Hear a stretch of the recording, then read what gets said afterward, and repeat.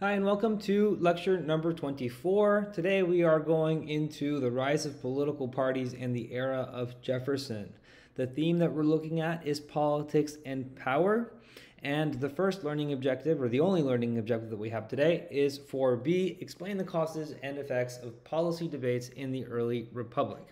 So we are picking up with the election of 1800. In the early 1800s, national political parties continued to debate issues such as the tariff, powers of the federal government, and relations with European powers. The election of 1800, that was won by Thomas Jefferson, was the first peaceful transfer of power between political parties. So it was already a precedent when Washington decided to step down after serving 2 terms. And now we were setting another tradition of peaceful transfer of power when one political party beat the one that was in power. The Democratic Republicans are going to dominate the presidency for the next 28 years, and the Federalist Party are going to have some support in Congress, and they're going to have the Supreme Court's Chief Justice, but they will eventually die out in the 1810s, early 1820s. The Democratic Republicans still disliked the Bank of the United States that was created by Alexander Hamilton. He was a Federalist who wanted a stronger federal government. And the Federalists favored a higher tariff to protect domestic industries. So all of the industries and manufacturing that was beginning in the northern states is favored by the Federalists. Those regions without manufacturing in the South oppose the tariff because it makes life more expensive for them whenever they have to pay an extra tax on things that are imported. Federalists also favored a stronger economic relationship with Britain. That was what Jay's Treaty was meant to reestablish in 1794. But when the Democratic Republicans come into power in the year 1800, the relationship with Great Britain begins to deteriorate. In 1807, we declare an embargo against them. That's what the political cartoon there in the bottom left is. And then in Madison's presidency, we go to war against Great Britain because tensions had escalated to the point that we declare war against them. And so you see in the pictures in the right that there were naval battles, there were land battles, the White House gets burnt, and Andrew Jackson rises to prominence through his victory at the Battle of New Orleans. All right, we also have the elevation of the Supreme Court as a co-equal branch. So the Supreme Court decisions established the primacy of the judiciary in determining the meaning of the Constitution and asserted that federal laws took precedence over state laws. So John Marshall is going to be the most important Chief Justice. He's not the first Chief Justice, that was John Jay. But Marshall is appointed by John Adams as one of the midnight appointments. So he is nominated at the very last minute before John Adams is to leave the White House. You see the handwritten note on the top left side dated in January of 1801. So he is just about to leave the White House before he makes this nomination. John Marshall elevates the court to a co-equal branch status through the decision of Marbury versus Madison. In this decision, he is ruling that the Supreme Court can rule on the constitutionality of the actions of the other 2 branches. So that establishes judicial review. Judicial review is the power of the court to declare an action or a law of another branch of government as constitutional or unconstitutional.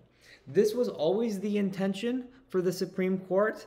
This was written about in Federalist 78, an essay by Alexander Hamilton, who envisioned the Supreme Court having this arbiter role in government.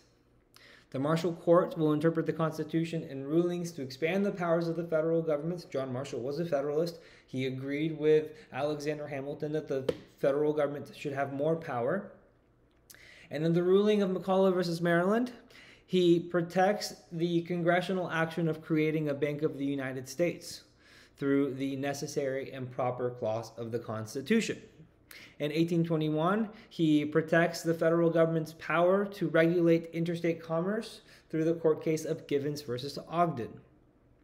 So through the 30 plus years that John Marshall is Chief Justice, he will expand the size and role of the federal government, and he will be the last most influential Federalist to remain. All right, now the Louisiana Territory is purchased during the Jefferson presidency.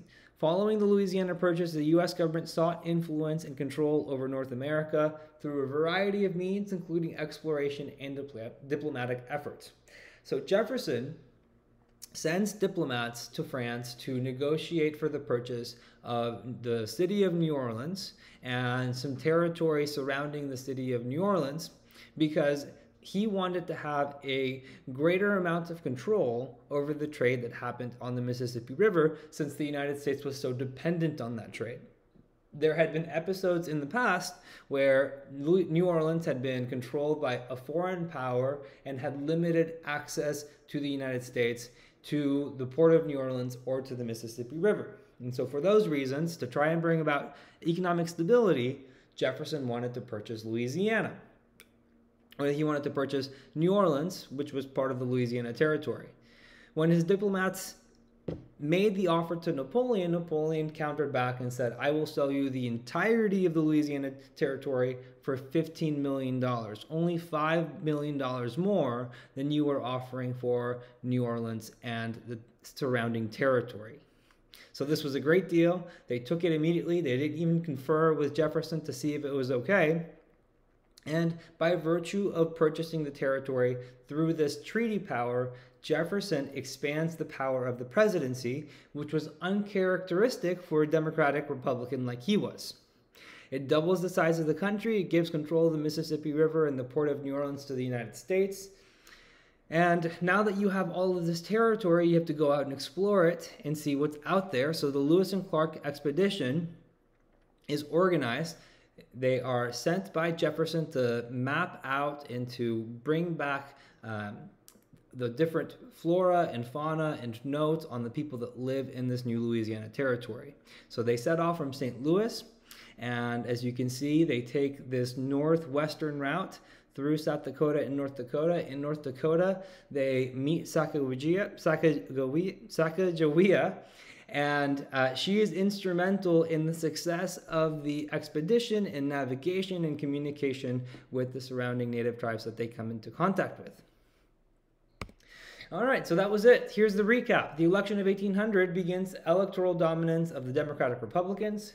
The tariffs, the role of central government, and the foreign policy are still splitting the two political parties into the 1800s. John Marshall elevates the court as a co-equal branch.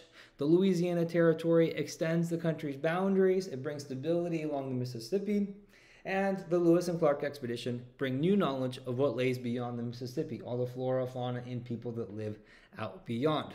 All right, thank you for being with us for lecture number 24 here. We will see you on the next lecture.